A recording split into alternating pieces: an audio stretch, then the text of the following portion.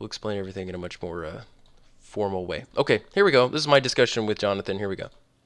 Yeah, It is a listen to this natural guy. thing that human beings have been doing for thousands of years. It's not some kind of doctrine that God revealed, the concept of bowing. Now, Jonathan, I'm going to ask you, And it's the same what? thing Joshua does in the temple. No, he doesn't. It's not true. He never does it. That's only in the Masoretic. The Septuagint doesn't say that, and it's false. He didn't What even. are you what are you, what are you talking about?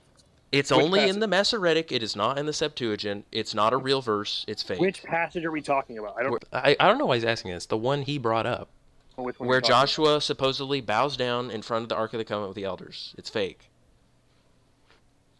It's not a real verse. You're quoting a fake Bible verse. In the Masoretic text, but not the Septuagint. Yes, and also it doesn't say he went into the temple.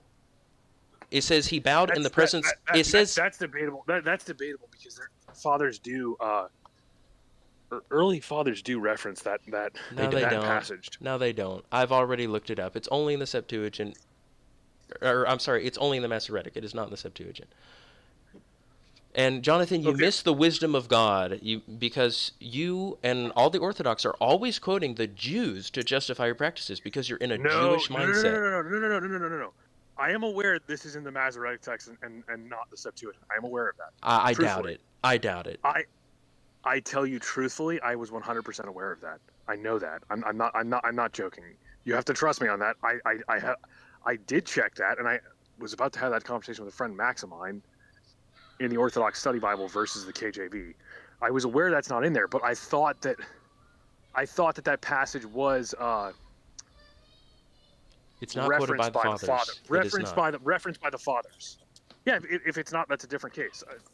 I mean, regardless, Regardless, so he quotes me a verse that he even later says he knows is not in the scriptures. Guys, the Orthodox do not accept that corrupted Masoretic. They say that's not the real Bible. Only the Septuagint is the real scriptures. That's what they say. And yet he was banking on my ignorance and saying, well, Joshua bowed to the ark. And I said, that's not in the scriptures. He goes, I know that. I actually do know that. I'm telling the truth. Truthfully, I did know that. And I was even going to talk to my friend about that. Wait a second. He's admitting now that he was just hoping I would be ignorant? Can you believe that, guys? Typical Orthodox deception, just banking on your ignorance of these things when they make these ridiculous arguments. We can bow to images because Joshua bowed to the ark. Not that he even did bow to the ark. But even if a person were bowing in the presence of the Lord, they're bowing to Jesus, who appears once a year above the ark. They're not bowing to the ark itself. As Tertullian points out, how ridiculous would it be to actually bow to a person who themselves is bowing? These angels are bowing. Who are they bowing to? Would you bow to someone else who's bowing? They're telling you to bow to someone else by bowing. So ridiculous. Absolutely ridiculous, these people. They have no understanding of any of these things. And then How there's... about the first video? Yes. Yes, Brian? How about the first video? All right, here's the first one. I'll give you context. I'll do it faster, Nolan. Forgive me. I know I take a long time with these things. Sometimes, sometimes their deception is just so... it's so packed. I can't spell. All right, here we go. Actually, I'll just say Peter. Okay, Eusebius says that he's about to talk. He's going to do this thing, guys. This is what they all do. They'll throw a million things at it, hoping that something will stick, hoping that you're ignorant and you're going to go, oh man, you got me. So he's trying to prove that Christians have always had images and that they've bowed to the images. So he's going to mention this quote from Eusebius. I'm going to read it to you, and then we're going to hear what he says about this quote. So here's Eusebius. He says, since I've mentioned this city, I think it's Samaria, I do not think it improper to omit an account which is worthy of record for posterity. He says, for there stands upon an elevated stone by the gates of her house a brazen image of a woman kneeling. So he's talking about the woman who was healed of the issue of blood by Jesus. A brazen image. That means a statue of a woman kneeling with her hands stretched out as if she were praying. Opposite this is another upright image of a man, that's Jesus, made of the same material, clothed decently in a double cloak, and extending his hand toward the woman. They say this statue is an image of Jesus. And then he says, nor is it strange that those of the heathen, here's the Greek word, pagan, who of old were benefited by our Savior should have done such things. The ancients being accustomed, as it is likely, according to a habit of the heathen, to pay this kind of honor. And again, he uses the word pagan. So is he saying Christians are doing this? Absolutely not. He says it twice. This is pagans doing this. He says this is their custom. The ancients being accustomed, as it is likely, to pay this kind of honor indiscriminately to those regarded by them as deliverers. This is not a Christian practice. Okay, now let's hear Brian. Hope that I'm ignorant and say, don't you know Eusebius says Christians have icons? Jonathan. Or what Not I say? Brian. Oh, Brian. I'm sorry, Brian. I love you, Brian. Anyway, I love this you too. is Jonathan. Oh, here we go. Eusebius says explicitly in church history that images of Christ himself, Peter, Paul and Peter, the apostles, the images of them were painted that preserve their likeness from the apostolic age. Are you aware that he said I'm that? aware that every time Eusebius mentions images, he condemns both the creation Are you aware of that the Eusebius images. said Just wait. I love he's like, are you aware he said? He's like trying to pin me. A second, Jonathan. I'm aware that Eusebius, every time he mentions images, he condemns the making of images, and he calls it pagan practice. Yes. He was a Monophysite too. Oh, wait a second. First, you call him as a witness to support you, then you condemn him as a heretic. Where's the consistency? No. Let me clarify. Hold on 1 second. And then he disappeared. He did not clarify. So, just to recap, guys, he brings Eusebius. He says, are you aware? Listen, let's hear it one more time. Eusebius says explicitly in church history that images of Christ himself, Peter, Paul and Peter, the apostles, the images of them were painted that preserve their likeness from the apostolic age. Okay. It's true that there were images. By the way, he says it was a brazen image. That means a statue, not painted. So he got that part wrong. But, okay. Yeah, they exist. Were Christians doing it? What does it matter if they exist? He's like, are you aware that they exist? Yeah, the pagans made them, and it's condemned by the church. You were saying, and then what's his response? He goes, oh, Eusebius was a Monophysite. Listen to this. The making of images, and he calls it pagan practice. Yes. He was a Monophysite too. So he immediately turns on the person he was quoting, guys. Immediately after quoting Eusebius, he goes, he was a Monophysite. So he's accusing him of being part of a heretical sect. Which is not even true. He does that later in the recording with Clement as well. Clement of Alexandria. Yes, first he'll quote somebody, and then I say, yeah, this person actually condemns you with the very quote you're bringing. And he goes, well, he's a heretic. So wait a second. You're completely dishonest then. You're just lying. Just hoping I'm completely ignorant. And then when I tell you I'm aware of this quote and it actually condemns you, they're like, well, he's a heretic. Let's go to my next person. Unbelievable. But this is typical. These are just two clips out of my discussion with him. Painful. Anyway, I was showing these to Nolan. I thought that I would share them with you guys.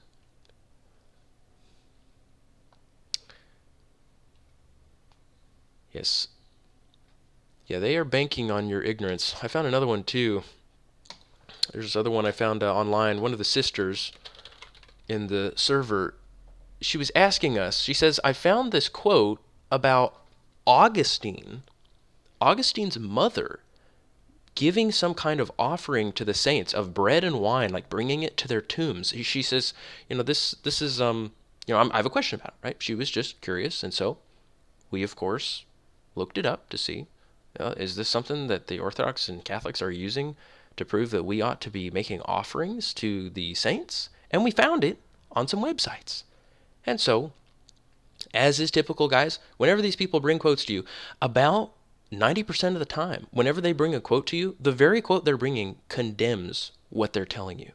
It's incredible. So here it is. Augustine is giving the story of his mother bringing an offering. It says, when therefore my mother had at that time, as was her custom in Africa, brought to the oratories, built in the memory of the saints, certain cakes and bread and wine, and was forbidden by the doorkeeper as soon as she learned that it was the bishop who had forbidden it, she so piously and obediently acceded to it that I myself marveled how readily she could bring herself to accuse her own custom, rather than question his prohibition. So it's actually Ambrose, the bishop of Milan, who was forbidding her to do this. He says, as soon therefore as she found this custom to be forbidden by that famous preacher and most pious prelate, even to those who would use it with moderation, so he's talking about drinking the wine and all this, offering it to passers-by in celebration of the saint. He says, lest thereby an occasion of excess might be given to such as were drunken. And because these, so to say, festivals in honor of the dead were very much like the superstition of the Gentiles, she most willingly abstained from it. By the way, the word for Gentile is the same word as pagan, heathen. So he's saying that these festivals that she's participating in, this whole making offerings to the saints, was very much like the superstition of the heathen. Isn't that unbelievable, guys? Somebody actually would use this to say, well, don't you see? Christians are doing it. They're doing it. Yeah, but it's being condemned. Any quote you bring, it's being condemned. And they'll say, well, it at least proves that it exists. So you have a choice then. You can either obey and imitate the person who's being condemned, or be on the side of the whole church that condemns it. This is another one. I literally just found this out. Was it yesterday or this morning? I don't remember. I think it was yesterday. And it just never ends. Should I show them the one from Acts of John, Nolan? Yes, that one's hilarious. I mean, guys, this is incredible. You guys may not think I'm really representing this truthfully, especially after I show this to you. You'll say, "There's no way, Luke, that anyone would ever use this as proof that we should be making There's images." one point in the conversation with Jonathan where you probably could have brought it up because he was like specifically arguing that what the guy does in that story as being a good thing that you would be able to do. Oh, certainly. Oh, they're always bringing it up. Like, if you go online, any Well, he Orthodox did bring website. up the story itself, though. He Yeah. just said, hypothetically, if you had a picture of, he said Paul, but in this case it's John. But he said if you had a picture of Paul, you could be loving to it, you could bow to it, Sure. all of this. Yes. Well, they always bring this up, guys. I have heard this so many times in debates that they will grab anything that they can find anywhere to try to prove, oh, well, the early church had images. And this story is actually brought up on Orthodox websites and in debates. And they'll say, look, there's this very early book. It's true, guys. It's a very old book. It's actually, the book Acts of John is actually a collection of stories about the Apostle John. And they're all very, very early. Maybe some are just a few years later, maybe like 50 years after John. But they're all very, very early. Some of the oldest writings we have from that early period. The only problem is they're kind of mixed because it's a bunch of stories. So some of them, hey, they may be real stories, but other ones, they may be not. So that's why it's up in the air as to whether any of this can be trusted. And I would say some of them are actually very edifying stories. They may be true, guys, about things that the Apostle John did. Some of the stories are a little strange, though. They're a little weird. Regardless, of what seems weird or strange to us, the first story in Acts of John is this one that I'm going to read to you, and it does indeed include a story of an early Christian making an image of the Apostle John and setting it up in his house and making a shrine and lighting candles to it. It's the whole shebang, guys. It is literally what the Orthodox and Catholics do. So, wow. I mean, if you knew that, like just based off the small information I gave you, would you not be using that as evidence when trying to push this doctrine of us bowing to images? Well, maybe not after actually reading the story. Let's read the story. There came together, therefore, this is the first story in the book. There came together, therefore, a gathering of a great multitude on John's account. And as he discoursed to them that were there, Lycomedes, this is a man who had just become a Christian, he's actually raised from the dead with his wife. Lycomedes, who had a friend who was a skillful painter, went hastily to him and said to him, "You see me in a great hurry to come to you. Come quickly to my house and paint the man whom I show you, without his knowing it." And the painter, giving someone the necessary implements and colors, said to Lycomedes, "Show him to me, and for the rest have no anxiety." And Lycomedes pointed out John to the painter, and brought him near him, and shut him up in a room from which the apostle of Christ could be seen. And Lycomedes was with the blessed man, feasting on the faith and the knowledge of our God, and rejoiced yet more in the thought that he should possess him in a portrait. The painter first sketched the outline on the first day, and on the next day filled it in with colors, delivering the finished portrait to Lycomedes, who received it with great joy. He took it and placed it in his bedroom, adorning it with garlands. That means little flowery crowns. That's what the Catholics and Orthodox also do, with paintings of the saints. Later, when John noticed it, he asked him, "My beloved child, what is this that you do when you come back from the bath and go alone to your room? Do I not pray with you and the other brethren? Or are you hiding something from us?" And as he said this, joking with him, he went into the room and saw the portrait of an old man crowned with garlands, with lamps and altars before it. He called Lycomedes and said, "What is this portrait about? Is this one of your gods? I see that you are still living like a pagan." Lycomedes replied, "No, my only God is the one who raised me from death, together with my wife. But if next to God it is right to honor those who have helped us as gods, then it is you, Father, whom I have had painted in this portrait. You are the one I crown, love, and honor as my guide." John, who had never seen his own face, replied, You mock me, child. Do you think I look like this, better than your Lord? How can you convince me that this portrait resembles me? Lycomedes brought him a mirror, and when John looked at his reflection and compared it to the portrait, he said, As the Lord Jesus Christ lives, the portrait resembles me, but it is not truly me, child. It is merely a likeness of my flesh. If this painter had tried to truly capture me, he would need more than colors, wood, plaster, and glue. He would need to represent more than my physical appearance, including my youth and old age, and everything else seen by the eye. But you, Lycomedes, can become a better painter for me. You have colors given to you by the one who paints us all, Jesus, who knows the forms, appearances, and dispositions of our souls. The colors I ask you to use are these: faith in God, knowledge, reverence, friendship, fellowship, meekness, kindness, brotherly love, purity, simplicity, peace, courage, joy, sobriety, and all the virtues that form the likeness of your soul. These colors will raise up what was cast down, straighten what was crooked, heal your wounds, and restore you. When all these virtues come together in your soul, it will present you to our Lord Jesus Christ, strong, whole, and without fear. But this thing you have done now is incomplete and childish. You have painted only a dead likeness of the dead. And they use this, guys, as a proof that we're allowed to have images. They say the early Christians did. They only have stories of people being rebuked for doing something like that. And they dare use it. And the way they present it to people is they say, well, you know, in one of the earliest books we have, one of the earliest accounts of the Apostle John, you know, a little bit apocryphal, but nevertheless, hey, it depicts Christians with icons. And people hear that and they go, oh, wow. Wow, really? Luke, could you send me this? It's on the website, guys. It's on our images website. It's the very last one. I put it at the bottom because it's not even really church fathers. It's something that nobody considers, you know, to be for sure authentic. It's just something that's kind of floating around out there. Some of it could be authentic and some of it couldn't. So just incredible. Well, here, while we're doing it, we might as well just have a little bit of fun. Are we just having a little fun? Just going over all the times that they quote fake things. Just the fakest things they can find. I also added Asterius to the website, another bishop, post-Nicene. And guys, I wouldn't have even thought to look up Asterius if they hadn't lied and said, oh, Asterius is a post-Nicene bishop living in the 300s who endorses icons, worshiping icons. So I was like, okay, interesting. Nolan, have I shown you this one? I don't think so. I don't.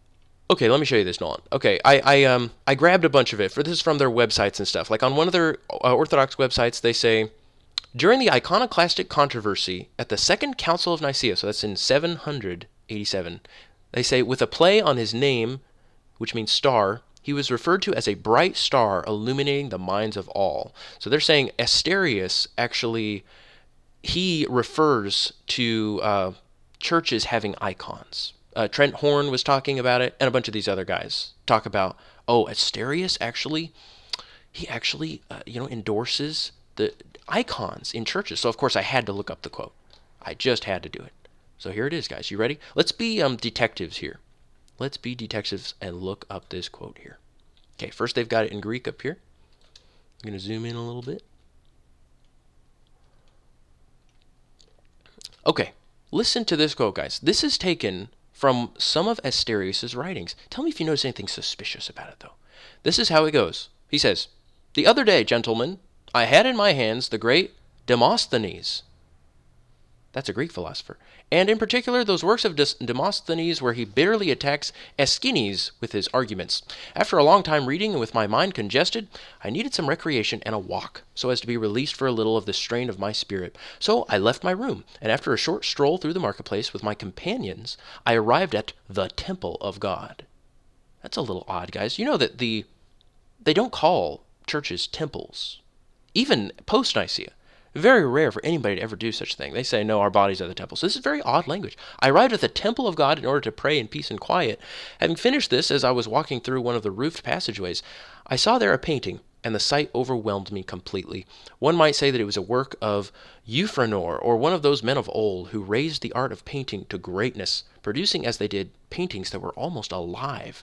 But let me describe for you the drawing, if you like, since we now have plenty of time for storytelling. Indeed, we servants of the Muses dispose of pigments which are by no means inferior to those of painters. You guys know who the Muses are? This is very strange for him to be saying this, guys. Like the Muses are Greek goddesses. Okay, I'm just hoping you're paying attention here, how strange this is. We servants of the Muses, we dispose of pigments which are by no means inferior to those of painters. He says, a certain woman in this picture, a holy virgin who devoted to God her virtue untainted, they call her Euphemia, most willingly took the risk of dying at a time when a tyrant was persecuting the pious. Admiring the virgin as both brave and holy, the members and partakers of the religion from which she had died built her tomb. Do you guys not find this language strange? The members and partakers of the religion for which she had died. Does it sound like Asterius is a Christian when he's writing this? Built her a tomb and buried her coffin near their sanctuary, and they perform rites in her honor, making her yearly festival a public and popular celebration. Thus the ministers of God's mysteries perpetually honor her memory, both by their words and ways, and diligently teach the throngs gathered there how she accomplished the contest of perseverance. The painter then, demonstrating his own piety by his art, drew to the best of his ability the whole story on a canvas, and set it up as a sacred spectacle near the tomb. So the work is as following. A judge is seated high on a throne, bitterly and harshly beholding the virgin. Indeed, art can put wrath even in lifeless matter when it wishes to. There are several soldiers guarding the dignitary, the scribes of records holding writing tablets and pens, and one of them, with his hand piercing the wax, looks toward the accused woman, turning animatedly his entire face. So, guys, he just gives the whole explanation. He describes the whole thing, and he just says, he says it's extremely inspiring that this woman endures it. Okay, but guys, he uses some strange terminology in here. I mean, I would just point it out to anybody reading it. He calls himself a servant of the Muses. He says, I arrived at the temple of God. And he says, I was reading the Greek writers. I was reading the Greek poets and philosophers.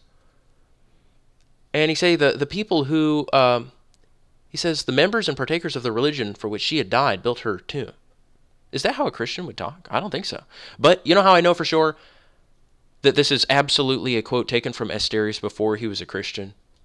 Before he even became a bishop? Well, guys, I went and looked up the first sermon of Asterius. We have some of his homilies. So let's look up. Sermon number 1 on Lazarus and the rich man. Here it is. If any of you guys want to pull this up here, you can read this. I'm going to drop it in the chat here. Asterius has sermons after he became a bishop, unfortunately a post-Nicene bishop. So here it is, but look, I posted it here and I highlighted the important parts. This is what he actually says about images in the first sermon recorded by Asterius. He says, commentating on the story of the Lazarus and the rich man, he says, there was a rich man who was clothed in purple and fine linen. By two brief words, the scripture ridicules and satirizes the prodigal and unmeasured wastefulness of those who are wickedly rich. For purple is an expensive and superfluous color, and fine linen is not necessary. It is the nature and delight of those that choose a well-ordered and frugal life to measure the use of necessary things by the need of them, and to avoid the rubbish of empty vainglory and deceptive amusement as the mother of wickedness.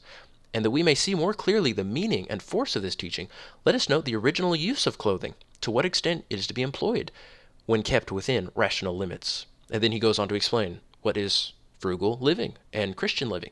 He says, but if rejecting the sheep and the wool, the needful provision of the Creator of all things, and departing from rational custom through vain devices and capricious desires, you seek out fine linen and gather the threads of the Persian worms, and weave the spider's airy web, and going to the dyer pays large prices in order that he may fish the shellfish out of the sea and stain the garment with the blood of the creature.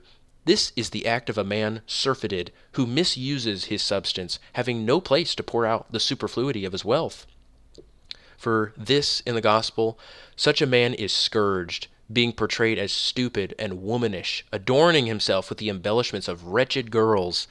Others, again, according to common report, are lovers of like vanity, but having cherished wickedness to a greater degree, they have not restricted their foolish invention even to the things already mentioned, but having found some idle and extravagant style of weaving, which by the twining of the warp and the woof produces the effect of a picture, and imprints upon their robes the forms of all creatures, they artfully produce, both for themselves and for their wives and children, clothing beflowered and wrought with 10,000 objects. Thenceforth they become self-confident. They no longer engage in serious business. From the vastness of their wealth, they misuse life by not using it. They act contrary to Paul and contend against the divinely inspired voices, not by words, but by deeds. For what he by word forbade, these men by their deeds support and confirm. When therefore they dress themselves and appear in public, they look like pictured walls in the eyes of those that meet them, and perhaps even the children surround them, smiling to one another and pointing out with the finger the picture on the garment, and walk along with them, following them for a long time. On these garments are lions and leopards, bears and bulls and dogs, woods and rocks and hunters, and all attempts to imitate nature by painting. For it was necessary, as it seems, to adorn not only their houses, but finally also their tunics and their mantles. But such rich men and women as are more pious, now listen to this, guys, but such rich men and women as are more pious, meaning more religious, more righteous, have gathered up the gospel history and turned it over to the weavers. I mean Christ himself with all the disciples and each of the miracles as recorded in the gospel. You may see the wedding of Galilee and the water pots, the paralytic carrying his bed on his shoulders, the blind man being healed with the clay, the woman with the bloody issue taking hold of the border of the garment, the sinful woman falling at the feet of Jesus, Lazarus returning to life from the grave. In doing this, they consider that they are acting piously and are clad in garments pleasing to God. But if they take my advice, let them sell those clothes and honor the living image of God. That means give to the poor, give to actual people. Do not picture Christ on your garments. It is enough that he once suffered the humiliation of dwelling in a human body, which of his own accord he assumed for our sakes. So not upon your robes, but upon your soul carry about his image. Is that not incredible?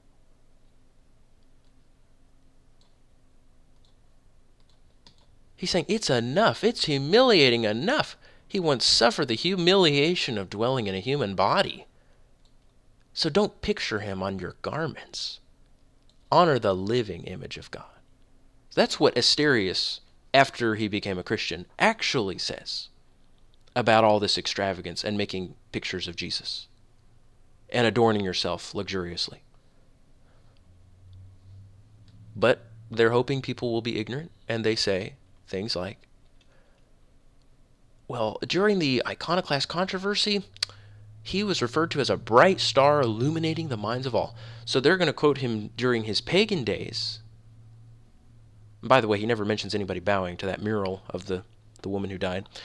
But they're going to refer to him in his pagan days and say, ha-ha, this is the one we should follow. But not him after he became a bishop. Nolan, did you ever hear about this one? Well, I know that last quote, I think it was Aramis that had found that a while back, but that first thing that you were showing, no, I didn't know about that. Yeah. Such liars. Well, in my experience, it seems every time they quote somebody, well, I can't even just say almost every time, it really is every single time that these people quote somebody to support their position, they would turn around in a second and betray that person and say, he's actually a heretic. In a second. Without a moment's notice. Even in the case of big boy John of Damascus. Guys, John of Damascus is the guy who they quote the most. He lives in the 700s. He was the guy who wrote this huge book on icons, and the Orthodox and Catholics quote it all the time. In fact, the Orthodox and Catholics say, a lot of them, that John of Damascus was the last church father, like the last real church father living in the 700s. And John of Damascus did write a book. It's a crazy, stupid book where he makes every clever argument he can think of to explain why you ought to be bowing to images. He makes a lot of clever arguments, but then he makes this statement. He says, but furthermore, who can make a similitude, that means a picture, of the invisible, incorporeal, bodiless, uncircumscribed, and undepictable God, meaning the Father? It is then uttermost insanity and impiety to give a form to the Godhead.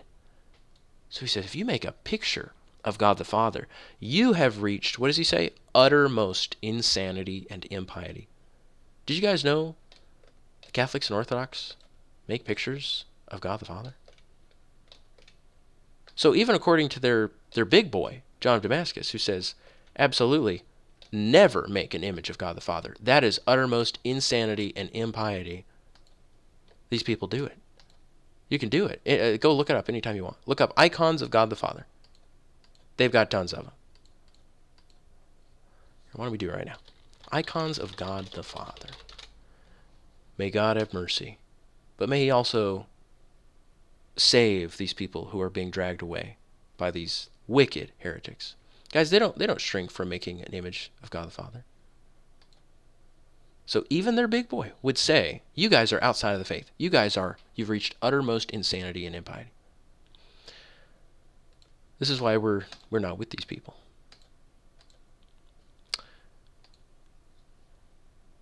All right, I could do another example, but maybe we'll do it some other time.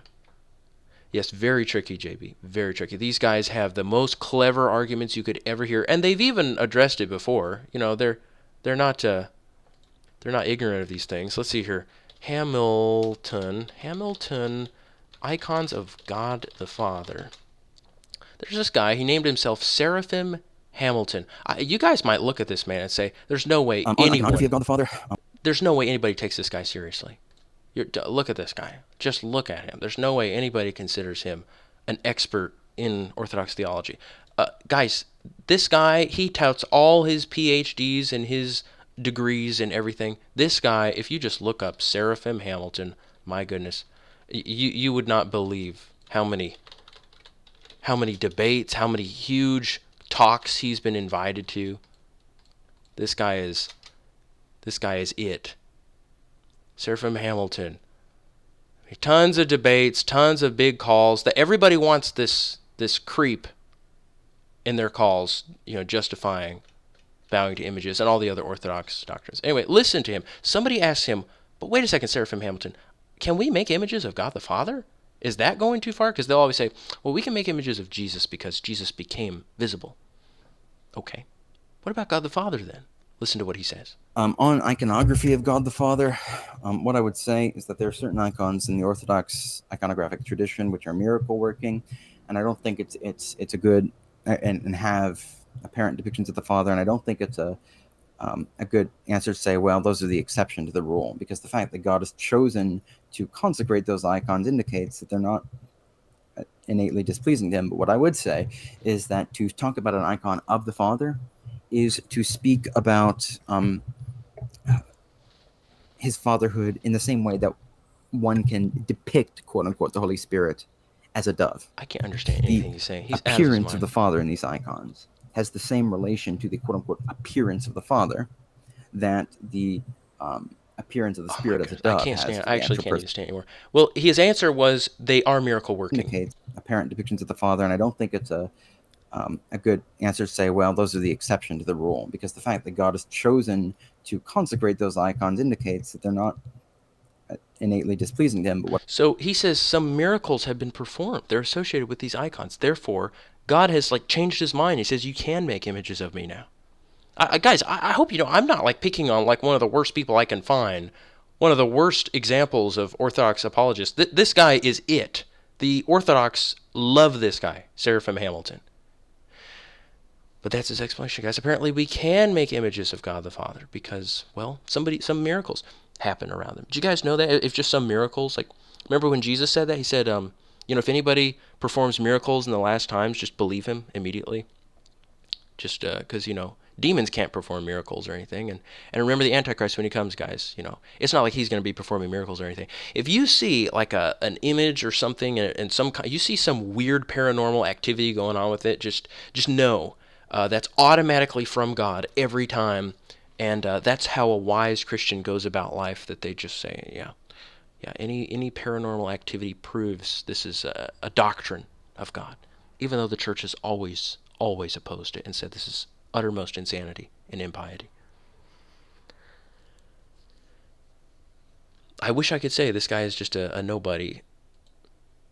Man, he's weird though. Well, I got nothing, guys. Is Nolan still with me? Yeah. Well, I posted this from Jonathan, guys, just so you could see some of their apologetics. If you don't have experience with these things they're going to bring up to you, you might be flustered. You might say, "Oh, I don't know what to say in response. He just gave me this example."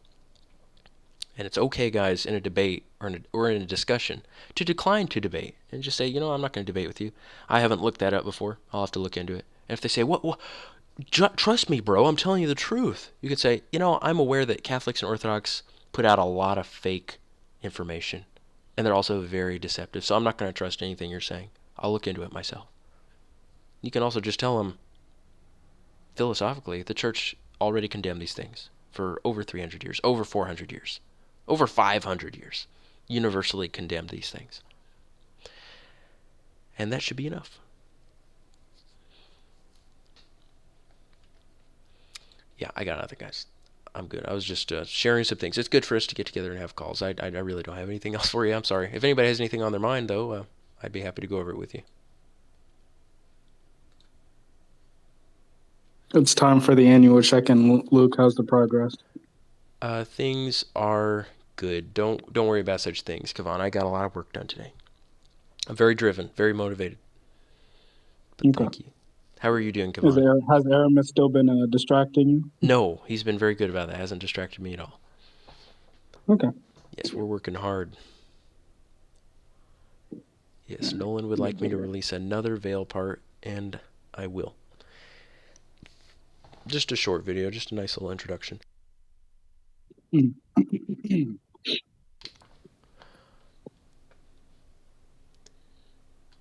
Then you've also got a big part 2 video as well to do. Yeah, I will. But some things just take precedence.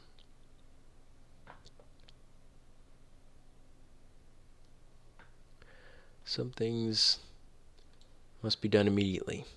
That's why I'm working on this other thing, so I can be free once and for all and be able to spend all my time doing more spiritual things. Anyway, guys, you ever hear anybody give you anything from the Orthodox or Catholics? Look it up or send it to us and we'll look it over. But we're so well versed with these apologetics, we've looked up all the quotes, guys. They are not ashamed to give you completely fake, completely forged quotes that just do not exist. They're completely made up. They do that as well. So you might run across a quote, somebody saying, "Worship Mary, okay, worship her," and it's just some church father, some deranged quote from, it's like, what did Cyprian really say that? Athanasius say that? Like, Mary forgives us of our sins, worship her. And we're like, that doesn't sound like Athanasius. That's the amazing thing about these people. Only the most uneducated people could be duped by completely fake quotes because they don't really know the church fathers. They've never become their friends. When Nolan and Aramis and I and Christian, and when we're reading the church fathers, we are their friends. We love them. We actually get to know them. We understand the way they think. We're in their head. We see the same things that they see. We have their mind. It's really just the mind of Christ that we're adopting. But these other people, they get duped into believing ridiculous quotes because they have no idea who these church fathers are. They could hear them say something completely outlandish and not realize that's totally contrary to anything they would say. Guys, you're supposed to know the church fathers well enough that hearing somebody give a fake quote from them immediately disturbs you. And you go, wait a second, that just doesn't sound right. I know him. I may not have read all of his writings, but I know him. It should be just like if you have a friend like me or Nolan or any friend. If somebody comes to you and says, hey, that your friend said such and such, and you know that that's something completely contrary to what your friend would ever say, you can say, no, I know my friend. You're going to have to give me the evidence. Give me the proof, because I'm not just going to, my friend's reputation speaks for itself. And you guys ought to have that kind of love for the men that delivered the faith to you and preserved it under the worst kind of persecution. Be quick to defend them. If you see that we defend with ferocity and conviction the church fathers when they're under attack from slanderers, understand that's not just our personal pet peeve. That's how you ought to respond when you see the saints being attacked, when you see their reputation being slandered. Those are real people. Those are your true Christian brothers and sisters. You don't let somebody say, especially a professing Christian, say something evil about them. Again, This is not to attack anybody who does that, who has done that in the past. We want you to understand, though, this is serious. You're not just talking about fictional characters. These are real people. Watch what you say about these people. Do not say something derogatory or something insulting or something accusatory against these real Christians, some of whom are martyrs. Don't say things against them that may be false. Luke, in the chat, Aaron had a question.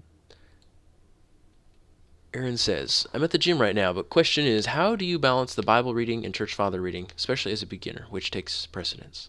Which one takes precedence, he's asking. Both. You don't have to do one or the other. You just read them both. But if you were in the early church, Aaron, just know nobody would ever have just handed you a Bible and say, here, go read that. Come back to me when you're done reading. They would sit you down. They would teach you all the doctrines of the faith. So don't think that the Bible is something that God has given you as a requirement that you read this before you receive instruction from anyone. Because if that were true, my poor kids who don't know how to read, I guess I just can't teach them about the faith because, they got to read the Bible first. That's a silly thing to say, to think. You ought to be instructed in the faith by someone who's well versed in the scriptures already, and who's not even just relying on their own interpretation of scripture, but who received the faith from someone who's wiser and who had the true faith passed down to them from someone who's connected to the apostles. That's the best person to be instructed by. So read the church fathers. For goodness sake, if you're reading Recognitions of Clement, Aaron, you're literally reading the Apostle Peter. So that's the best place to learn it from.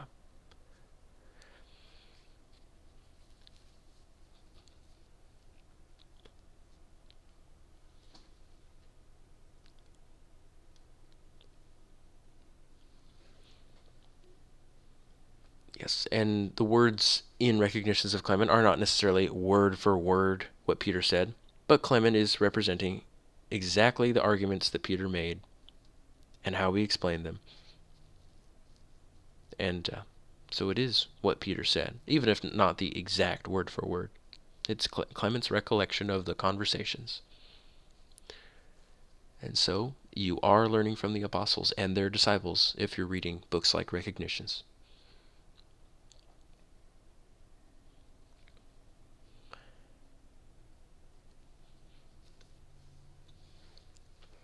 Yes, just read the Church Fathers. Absolutely. I mean, you're reading the Scriptures because the Scriptures are constantly quoted in the Church Fathers.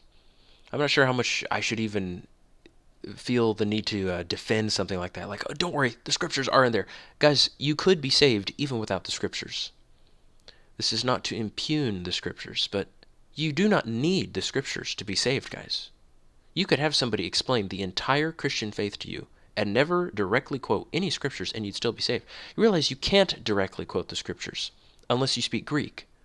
Anything that you say, anything you think is a quote from the scriptures, is actually just somebody's best translation of what the original word said. So teach the doctrines of the faith. That's the priority. That's the most important thing. Teach the truth about Christ and his doctrines. A word for word quoting of the scriptures is not important. Spirit is what matters. That's why when the apostles are teaching things and they write letters, they're not repeating themselves word for word every single time, because all these concepts can be explained in different ways using different words. There's not only one way to describe a doctrine that Jesus gave.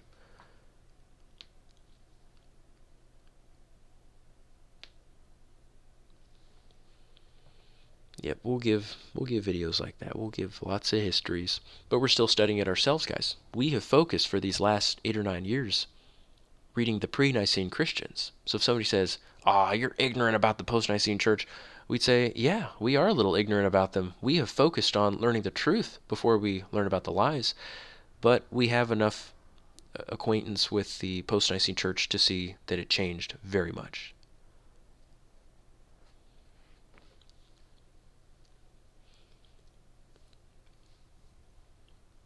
So focus on the pre-Nicene church, and then, yes, over time, we'll collect everything we can about how things evolved, how things became corrupted, and we will give you guys everything we've learned. We'll make it available online. But first, we got to figure out ways to quit our jobs, and that's still a work in progress. Hey, Luke. Yes. Is this? Are you still recording? Yes, I'm recording. Is it time to stop recording? You have something really important to say? Oh, no. I just, well, I I remember what you said earlier. Like you were saying like, oh, I don't know if this needs to be recorded, but I'll start anyway since I think someone asked if you were recording or Yes, not. I've been recording I for about 45 minutes. Oh, and I had an idea just now. Not sure if it's a good one, but say it anyways. I think it may be good to record all of the calls because I mean, the calls can go all over the place. They can go from nothing to something that would be very useful for someone to hear. So I think all of the calls should be recorded.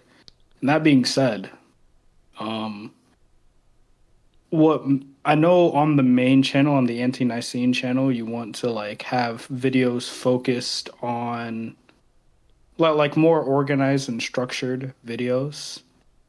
But possibly like let's say like that question that Aaron just had, like you could take and this would require some effort regardless. But like you could take let's say only that portion of this recording and whether you upload it on a different channel or maybe make it like some type of YouTube short and then just have that because I think that's a normal question to have like oh I'm getting into church fathers, I'm new, who should I read more, you know it's not something that necessarily needs a whole dedicated video, but I think it's good to like it's something good to be like oh yeah, here's like a little short that I made addressing it, or here's a small 5-minute video that I made addressing it, not unscripted. Yes, I think it would be good to make it a little more formal, but to have a question and answer type thing. And I've no doubt, Kavan, that somebody will ask that question many times over the next few years if the world continues and if Nolan and Aramis and I are able to keep making these videos. We'll be able to answer that question and do it live. We'll have a little question and answer section, and we'll say, all right, somebody's asking, which should I read first? How much time should I spend reading the Fathers versus the Scriptures? And we'll answer it. We'll answer it just the way we just did. We'll give it an even more in-depth answer. Don't worry, I'm not going to forget the answer. The answer's right there. Cool. Yeah. I know. I'm just saying, like, I suppose more would be for the sake of, let's say I'm introducing someone to this stuff, and they have questions. I'm just like, oh, I got the video for you.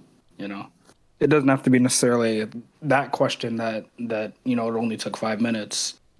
Other people ask questions, and then you go into it for like maybe 15, 20 minutes. You're recording the call, you take that and you upload it to, let's say you make a second channel since you want to have the Ante-Nicene channel be like structured, scripted.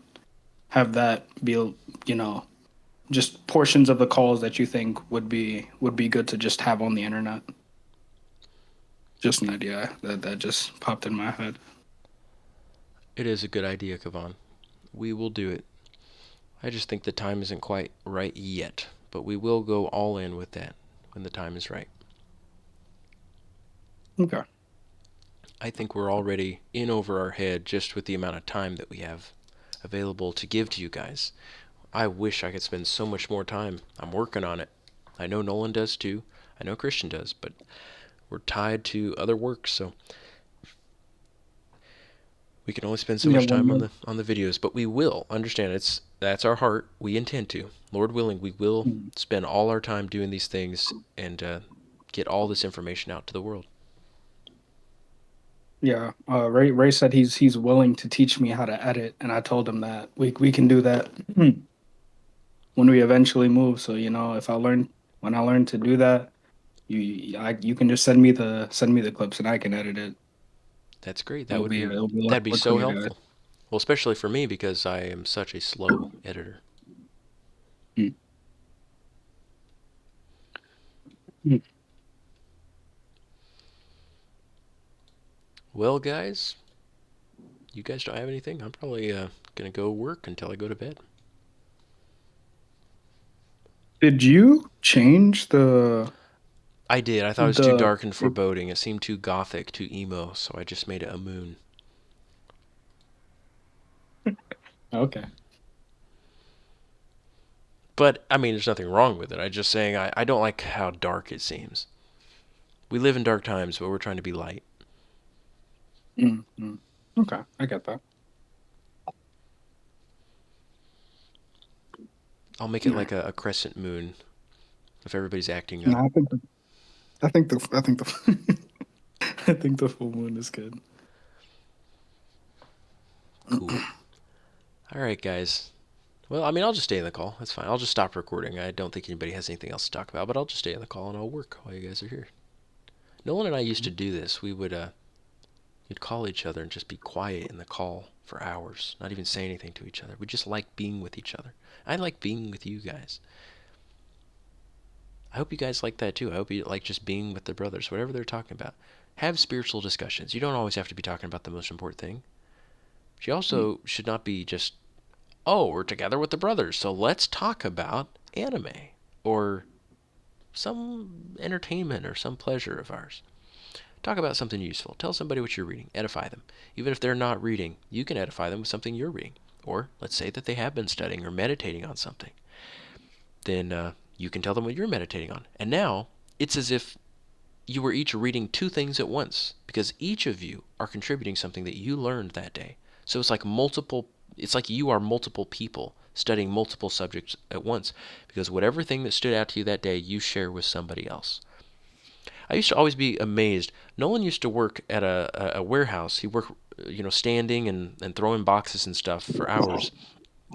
And he would think, he would listen to videos, he'd listen to the scriptures and the fathers. He'd be standing and thinking.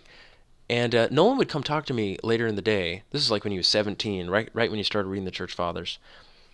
And he'd tell me something he was thinking about. He'd give me this profound explanation of something or some very deep insight, very thought-provoking. I'd say, where did you get that? Where did that come from? Were you reading something? And he would admit, no, I did not read that. I was just thinking about it.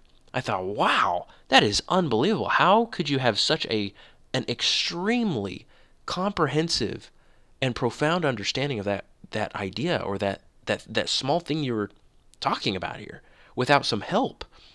But I started to realize the value of meditating on something. We tend to think about things a lot better too when we're in the middle of some physical activity, and sitting doesn't cause you to think as much. It's very good to go out on a walk. That alone will help you to think. You know how people say, I start going, my thoughts go crazy when I'm in the shower or something, I start having conversations. It's very true, guys. When you're doing some physical activity or where you're on your feet, your mind works a lot better, I think. Or at least when you don't have any distractions. Just get all the distractions, all the entertainment out of the way, and your mind just goes crazy and it starts thinking.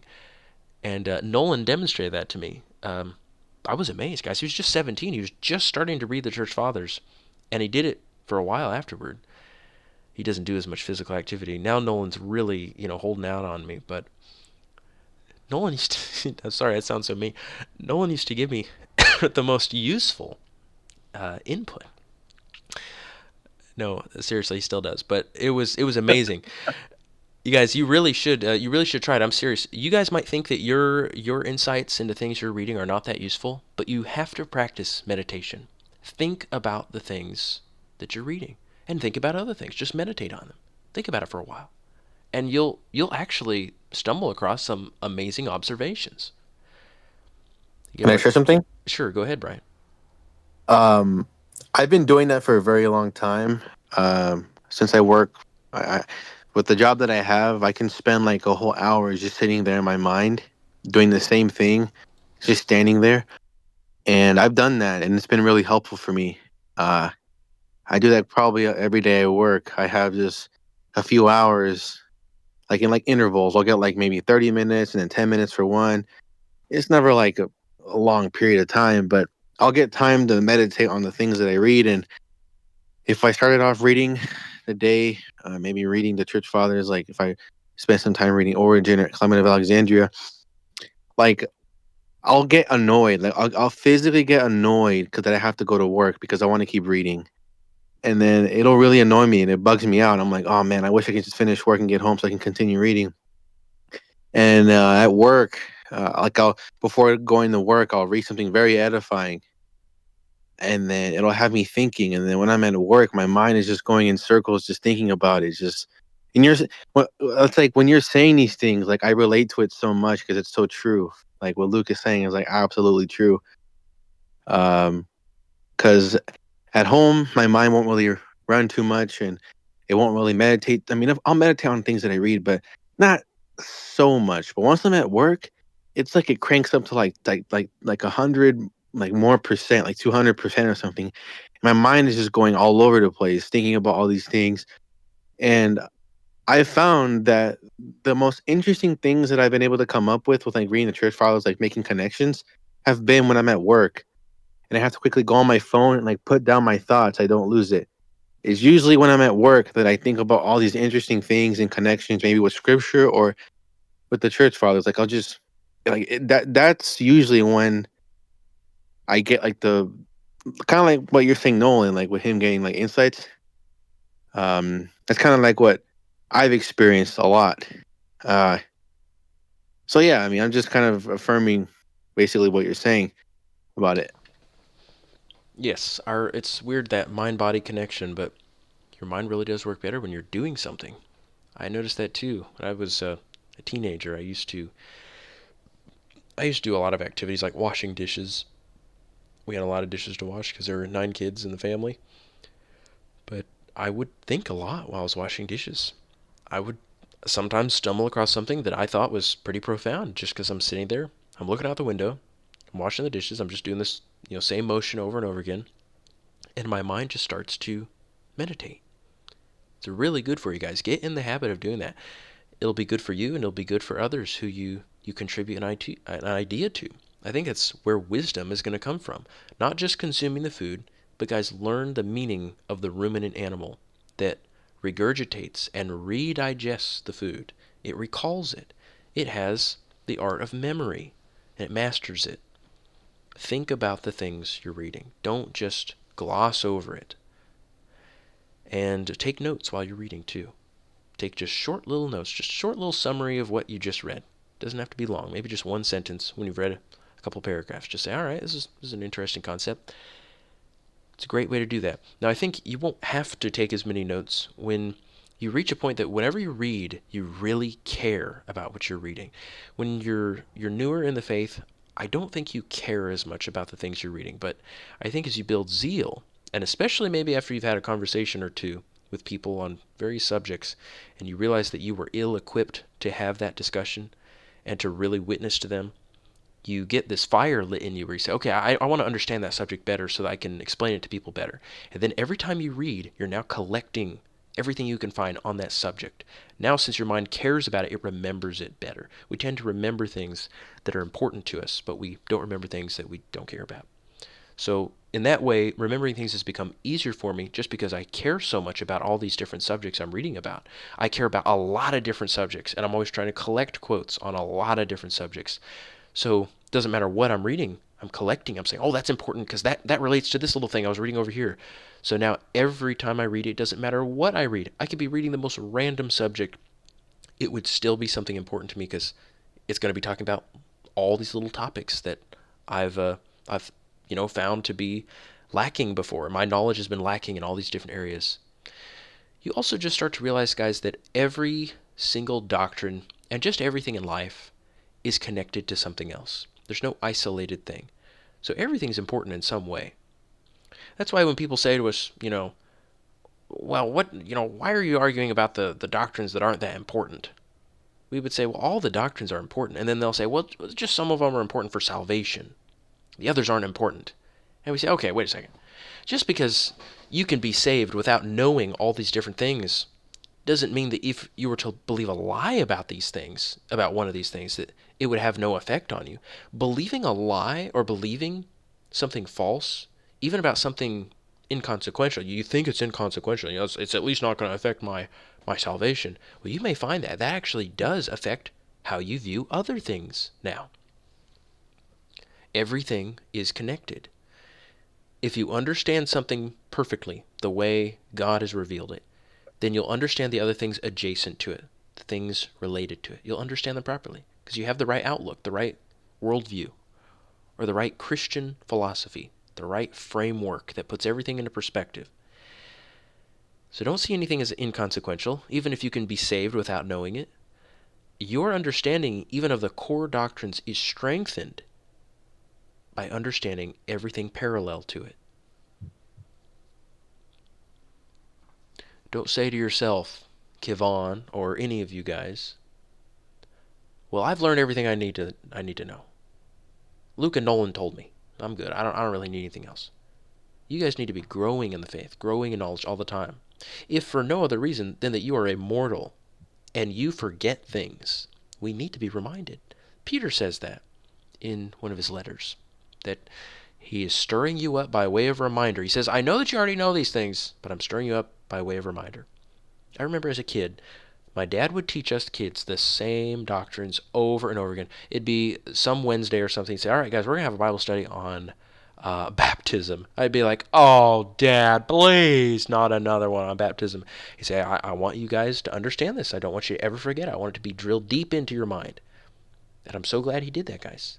You should do that. You may think you understand all these things so simply. Well, make it native to your soul. Make it a part of you. Not just something you know, but something that is you. That's how deeply ingrained these teachings are in you. You should be able to rattle it off in your sleep. All these doctrines. Don't say, oh, repetition. Do you have a perfect memory? Do you remember everything perfectly? And even if you could remember it perfectly, do you not have a desire to understand it in more depth? You should. Thank God that there is no limit to the depth of these doctrines. You can learn them in more and more greater, more profound depth. It's wonderful that we haven't just run out of things to learn. It's infinite. Yeah, on the contrary, it will never end, the things that we could learn about God's creation or about his wisdom. The depths of his wisdom are unsearchable. So be thankful for that. Because honestly, I wouldn't like the alternative. I wouldn't like it if we could just learn everything and then just sit around and be bored and be like, okay, guys, I guess I learned everything. We found the limits of God's wisdom. I thank God that he truly is infinite. But even though it's infinite, don't be intimidated. Rejoice. Become wiser and wiser and wiser. Do it for yourself and do it for your brother.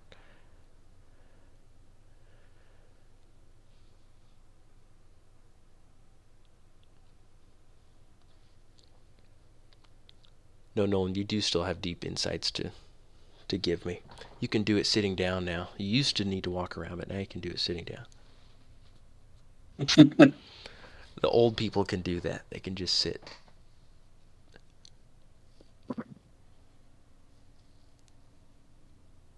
wonder if that's why Aramis, or one of the reasons why Aramis has increased in his understanding so quickly. The man is always going on walks. He is always meditating. He has the concept of meditation down. He understands that. He practices it. It's a part of his lifestyle, that he gives time every day to meditation.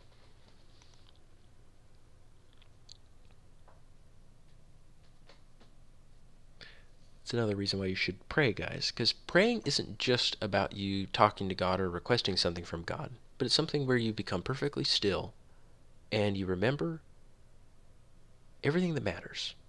Everything else goes out of your periphery. You close your eyes. You just remember what's spiritual, what's real, what's eternal. You remember that everything else is going to pass away. Yes, daily meditation. Remember that you're going to die. If you remember that, the scriptures say you'll never sin. If you remember that, you keep that in mind. I am actually going to die someday. Think about it. Believe it. Know that it is true. You're going to be dead someday. You are going to be buried. And this world will continue on without you. And you'll be done. You won't have a chance to prove yourself to God anymore. You'll have either made it or you may have blown your opportunity to be saved. You'll wish and wish and wish and pray and pray and pray that you can have another chance. It'll be too late. If you remember that every single day, you won't be able to sin. If you remember every minute of the day, every hour, at least remind yourself every hour. It's one of the reasons we pray 3 times a day, so we don't forget those things. And it's why we encourage all the brothers to have regular calls, because you need to be reminded We need each other to sober each other up. I need you to sober me up. I need Aramis and Nolan and Christian to sober me up. It's easy to forget. It's easy to become silly. Just laugh along with the rest of the world. Okay, don't make me ramble though. I'm gonna be productive. I'm done. Should I stop the recording? You guys talk I about thought things. you already did. No, I haven't. Well, it's good that you didn't. No, we've been going for Really about put an that hour. stuff in there. I had nothing planned, guys. Still don't. I'm just I was working, but then I thought we should have a call. I love it that Isaiah almost every day says, "Hey, we having a call today?" That's a thing to look forward to. Well, if nobody has anything, I'll stop the recording, but I'll just stay in here. I won't leave, guys. I'm working. Oh yeah. I saw earlier that, or I think Xavier mentioned to us that like you were talking about like isolating ourselves, like me and the other guys who were in that group chat. It's not on purpose. It's like it's easier to talk in a group chat because when you call a group chat, everyone's phone gets rung. Where it's like if I just hop in the lounge, somebody got to see if I'm in the lounge. It's not the same. I see. It's about the ringing. It's a convenience thing. Hmm. That's all it is. It's literally just a convenience thing. Well, I've missed you guys for a But couple months. Ever since you made that group chat, I just haven't seen much of you. hasn't been that long. I think it has. I've hardly seen Ray at all. And you're depressed boys. Let's just face it. A lot of you guys are really depressed, and you need your brothers. You need some encouragement.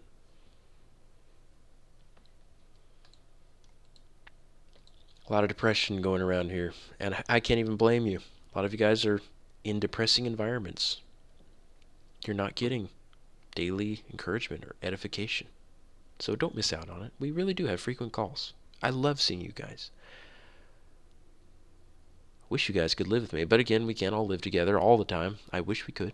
You're welcome to come down here if anybody wants to come live with me. I'd love to have brothers close to me and Aramis and Christian.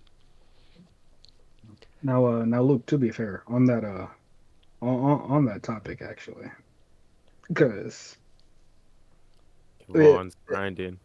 like I said, like, oh, it's the convenience of, like, being wrong and hopping in the chat because it's like, oh, Jeremiah's calling or Mikey's calling. Let me hop in there. If you don't say in the general chat, like, oh, we're having a call, just hop in and talk. Unless I check Discord specifically to see, I'm not gonna know what's happening. I heard my name. What happened? I'll Oh just no, have to at everyone. yeah, that would help. I remember when we did that. I would be more I inclined was to hop in because I'd see that it's happening. I'm curious, I how was many added today, and I woke up, and then I looked at my phone, and I was like, "Oh, they added me! Whoa, what's going are on?" each And of you then, guys part of a lot of Discords? nah, Um, not a not lot. any that I'm active in. I'm just the only ones that I use is literally just ours. The rest I have muted. Same. I don't have a bunch going. How many servers am I in? One, two, How much three. servers am I in? Is that what he said? How many? Yeah, How many? I'm in seven, and One, I'm two, only three, active four, in this five, one. 6, 7, 8, 9, 10, 11, 12, 13, 14. I don't usually leave a server once I join it. I just don't participate in it after a while. Same for the most part. Unless they're doing like something crazy and I gotta go. But yeah, usually I just don't join. Like, I'm still in the congregation. That's how this journey began on Discord. I only Oh, joined. and if you don't know the congregation, that's Gideon's server. It's the only reason I got Discord. Low key was because Jadidion became Christian and I wanted to see what that server was about. And now we're here. I see. Who's he? Oh, Gideon is like a, how do I put this? Another guy like Don who was like, "Yo, I'm a YouTuber that's gonna be a Christian now, and I'm gonna turn away from doing content for a while and follow Christianity." And he took like his following with him, and they made that server, and they all followed the law of Moses and did it over there. Ouch. And now he's back to doing pranks and back to his old Yep. ways. Yep. Exactly. Exactly my point. Back at it like a bad habit.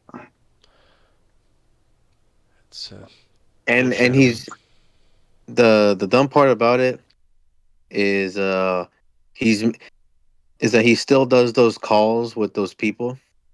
Like in the You know, congregation. yeah, he still does. I always get notifications on Saturday because I'm in there too, but I don't really care. I just joined just to join. A long time ago, but like I'll see that he says, "Oh yeah, it's Sabbath. Come join the call," and then he'll give the title of the call when it's his heretical teacher is teaching something. Man, But then Josh. at the same time, like he'll just be putting out like really weird content. Mm, yeah. What the heck? Oh, that's what Isaiah wants to look like, huh? Is that what is that Isaiah? Is that what you meant when you talked about wanting to put on that outfit and go to That is exactly what I and was go to like a talking about. cabin, go to a cabin and Yes. just read the church fathers like a month, like a few days? Yes. Yes. Dude, you want to have the monk fit on the Avatar Aang fit? The fryer fit, uh-huh. Wow. Dude was like black man wearing a monk outfit, reading a Bible out in a cabin. You guys know what Wait, those wait. monk Um, outfits are? can't say I do. They're sackcloth. They're made out of. Sometimes when people are making a sack or a basket or something, they'll go and get some vines or just some old, little stalks or things, things that grow outside, and they'll pull them out and they'll weave them, and then eventually they dry out, and they're just used as sacks or baskets or something. And so people would find some really coarse threads of some organic material that when it dries out, it's super itchy. Nobody would ever use it for clothing. But whenever people were in mourning or whenever they were beseeching God for mercy or when they were confessing their sins and repenting, they would make clothing out of that, or they'd grab the old sackcloth shirt and tunic and they put that on. And that's what the monks would wear all the time. They were cutting themselves off from all pleasures in life, and they devoted themselves just to reading. And something you guys may not know, but the monks, like all the monks that have always lived out in the deserts, they've also devoted themselves to copying the scriptures and other writings, like the church fathers' writings. They actually, when they were living in a monastery together, that was their work that they would do. They wouldn't just sit around and chant songs, they would actually be copying the scriptures. That was their work. And we owe them a lot, too. All those people who lived out in monasteries, out in the wilderness, they are responsible for delivering a lot of the copies of scripture and the church fathers that we have. And so understand these little things that they're wearing, these robes, they're not comfortable. They're very itchy. They scratch your skin. They even leave marks, if you were to move around a lot in them. To do work in these, to do physical labor, would really scratch you up. But nowadays, guys, the so-called friars, the fathers and monks and all these guys, in the Catholic and Orthodox Church, guys, they're wearing linen. They're wearing like silk clothes, the softest, finest clothes, and it's in the same style as the very itchy clothes that the monks used to wear. It looks like it, but you wouldn't know any better. Now they're doing it as a fashion trend, guys. Back then it wasn't a fashion. It was something extremely uncomfortable. So I understand what you're saying, Isaiah, but I just thought I'd make sure you're aware of this. We Christians shouldn't be wearing some specific fashion trend. We're not trendy. No, yeah, I know that we don't have any type of specific requirements. People like Christians in the early church, they would just dress however their culture dressed as long as it was in lines of, God's standards of modesty. But I just thought it would be cool. So you're saying were you saying their garments in general or like their um Like the garment I sent a picture of, are you saying the ones they have, they're made out of linen and not sackcloth now? Nowadays they're made out of very fine materials, very soft materials, but back then they were not. And Okay. remember, Isaiah, when you asked me about this, I You. said you need to get the sackcloth. I said if you wore the sackcloth for like a month in the wilderness, you'd be the coolest person I ever knew. I'll have to do it. I'll make sure when I go out there, if I'm gonna go camping with Aramis, I will make sure I have sackcloth and sandals, and I'll send you pictures. Wait, what if I got one that was like so like the wait, what can I call it? Because I seen it called like a friar like robe or like some type of like a friar garment, a monk robe. What should I call it? I think friar just means father, doesn't it? Yeah, frater or brother. Oh, fraternity, brother. I see. So it doesn't mean father. Friar means brother. Interesting. Well, yeah, the thing I sent a picture of though, I'll just call it like a monk robe Mm-hmm. for now. Yeah, friar. Um, Yeah. if I got that in like cotton, could I get it in cotton, or is like nah, that's too soft, that's too. Isaiah, you can wear cotton clothes. I'm just saying, when people say I'm gonna be a monk, they'll like get on YouTube. I see all these Catholics and Orthodox. Like, I'm gonna go on Amazon, like buy the nicest monk outfit, and they have no idea that's not a monk outfit. That's the complete opposite of what any of them would wear. They weren't just doing a Yeah. fashion style. They were denying themselves all pleasures and buffeting the body. They're bringing their bodies under subjection by taking away all pleasure. At all times, their bodies were made uncomfortable. No, yes, that makes total sense. Now, I'm not trying to be like a monk or anything, but I don't know if that's what you thought, but like just to clarify, but I, maybe because I what I get it. I text get you. it. No, I just Okay. want you to be aware. I'm giving you some education. I'm trying to take away your respect for any Catholic or Orthodox because it's really gay to just say I'm gonna go buy a special outfit. Now I'm a monk. If you want to be a monk, do it in your actions. Don't just wear a little Yeah. outfit. No, yeah. You'll know them by their fruits. I didn't know sackcloth was a type of clothing like a material. I thought sackcloth was like a type of a garment, like how it looks. Here, let me get you a picture of sackcloth. Yeah. I mean, I don't know. I guess I just had like an image in my head for maybe things I might have seen in movies, but just preconceived notions. Here's sackcloth. That Etsy link I sent. Oh, I think you got it. There it is. See how it's just some woven uh, large little cords or threads. They're not really threads. It's it's some kind of I don't know. I want to say vine, but it's something smaller than that. It's a little plant stems that are woven. This is what it looks like. Very coarse and irritating. Get it? Yeah. You like put potatoes in a sack made of this material. Mm. You wouldn't make clothes out of this.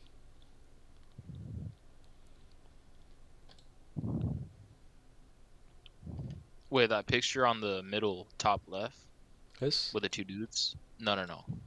Um, wait, no, no, no. A little more. Yeah, with those two, like that would be accurate sackcloth, right? it looks like it. All right. Okay, okay. And then, oh no, never mind. Yep. Oh yeah, thank you for informing me. You're welcome. Yeah, that would be nice to go into the mountains in the snow in a cabin, read the church fathers by candlelight.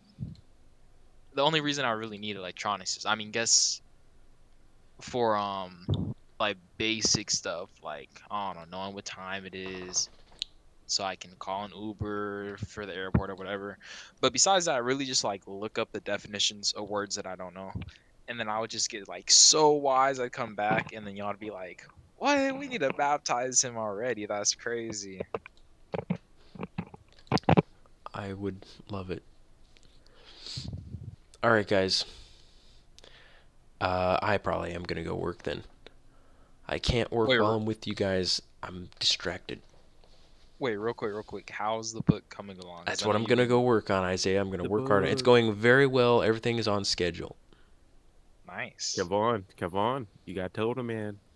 You gotta remind the man. You I do missed, want you missed it earlier. I already talked with him.